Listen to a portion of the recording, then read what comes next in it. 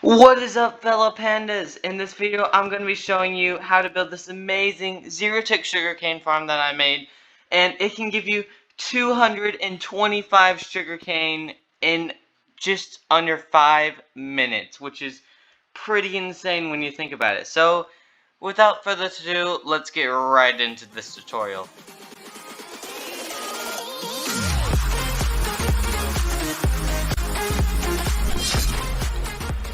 Alright, so if we take a look right inside this chest right in front of me right here, these are all the items you will need. You can go ahead and pause it, do whatever, and see if you can gather all these in survival or so, if that's what you're trying to do. But anyways, here they all are, and yes, you will need 18 different water buckets. You can't create an infinite water source for this one. You need these to go inside these dispensers, and that's how the whole zero-tick method works. Alright, so for this farm you will want to chunk align it. So I'm going to show you one of my methods of doing it. It's super simple, super easy, but there is like a bazillion other ways to chunk align. So what you want to do for this method is to simply create a map, and then boom, I just created one because it's easier to work with my pen. Alright, so now you want to come down and you want to place a block and then see where that updates. Okay, so that updated there. Now if I place one here, that's going up, and I place one here, it should be going this way. Alright, so I'm just going to go this way until it reaches the edge, and then I'm also going to fly this way until I can get it right to the corner.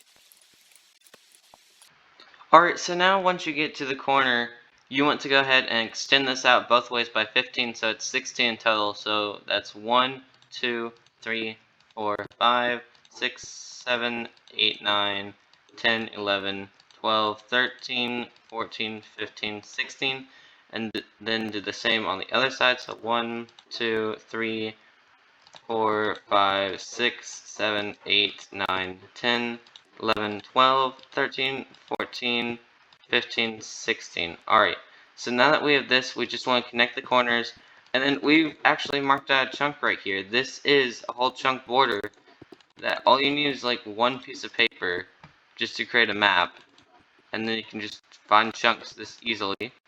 So once you've connected the ends like this, you can now go ahead and start extending it. Like say I want to build the farm all the way right over here, and I didn't want to have to build it all the way over there. Well, what I could do is I could go ahead and take this, and I place one vertical to that, or horizontal, whatever you want to call this, and then you're going to extend that by 16 blocks. So 1, 2, 3, 4, 5, 6, 7, 8, 9, 10, 11, 12, 13, 14, 15, 16. Alright, so once you do that, just go ahead and our 16 right here. So 1, 2, 3, 4, 5, 6, 7, 8, 9, 10, 11, 12, 13, 14, 15, 16. And then I can just keep doing that, so I'm just going to pretend like it goes all the way that way, and then makes a chunk like that. Skip it again, go over all 16 again, and then eventually I will end up right here with something completely surrounding this. And then when you do that, it actually helps with a lot of the lag. It keeps the redstone working perfectly, and I would highly recommend doing this. Alright, so now that you have all the materials and all your chunks marked out that you want to be building this in, you want to go over to a corner of one of the chunks. It doesn't matter which direction you're facing or which chunk it is. So I'm just going to come over to this one, and you want to go ahead and count 1 away from the edge of it, and then you want to count 3 away like so.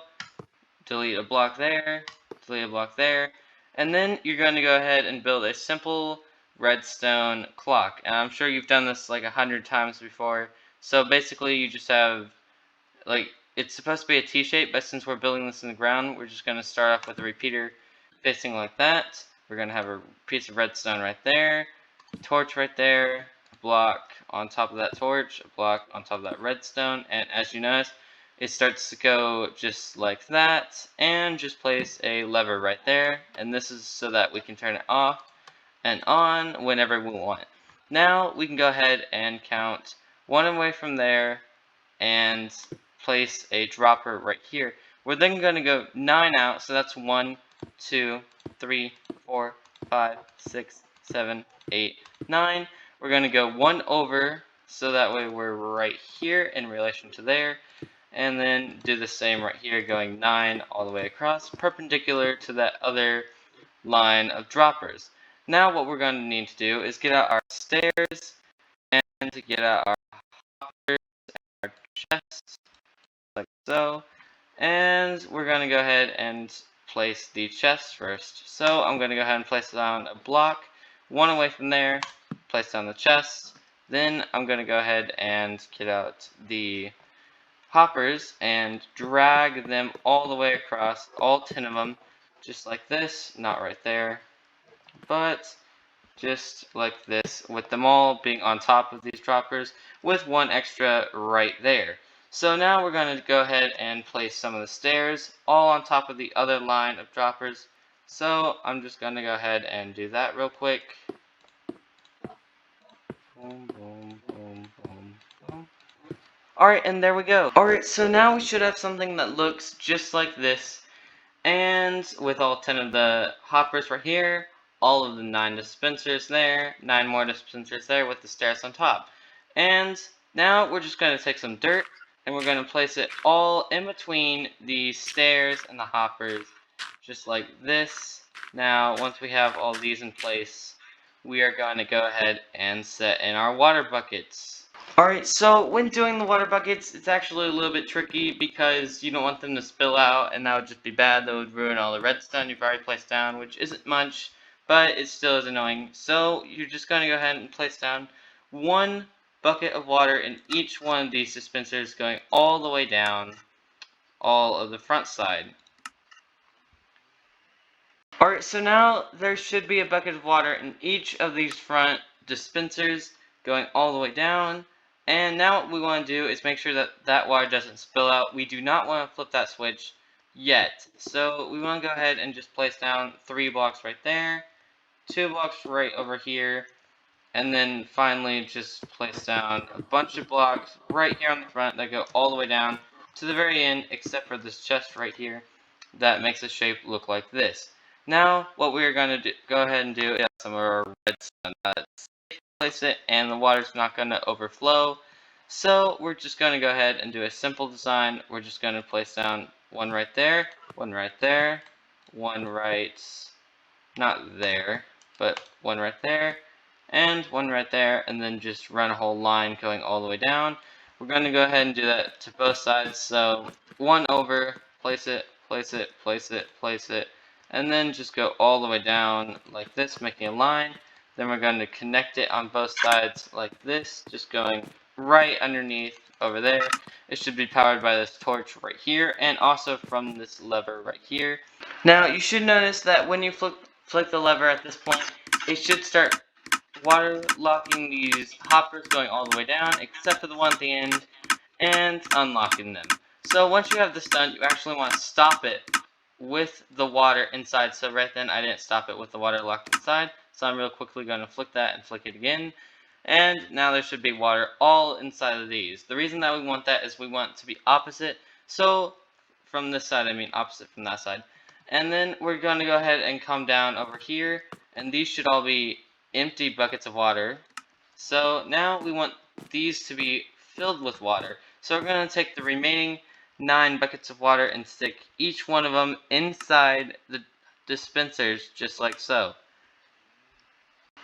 Alright, so now that all the dispensers on the back are filled with buckets of water, you want to go ahead and come over here and flip the switch, and what you should see is that they're alternating back and forth from water here, water there, water here, water there, and that's exactly what you want. So go ahead and turn that off for now, and if you actually place the sugarcane at this point in the farm, you can just notice that when you flick the lever again, it will actually start to speed up when it grows. So I'm just going to flick it. This is in real time. I'm not going to do any editing here.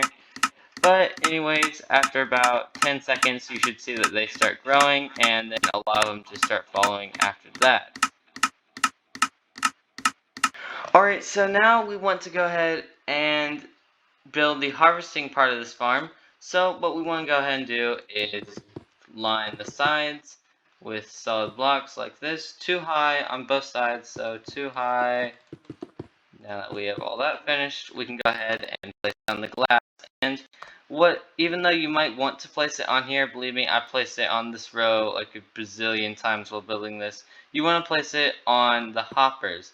This will make it so the pistons, when they push and break the sugarcane, they'll go right into these hoppers and nowhere else. So now, speaking of the pistons, we want to place down all 9 of our pistons. Just all along this row, just going all the way across like this. Keep going. And boom. We have all 9 of our pistons just going like that. So now we want to come to the back side of them. We want to place a whole row going all the way across, except for the last block right here. We don't need that. And then we want to just connect that with 2 blocks right here and right here. So now that we have that, we just want to place down 3 redstone dust just like that.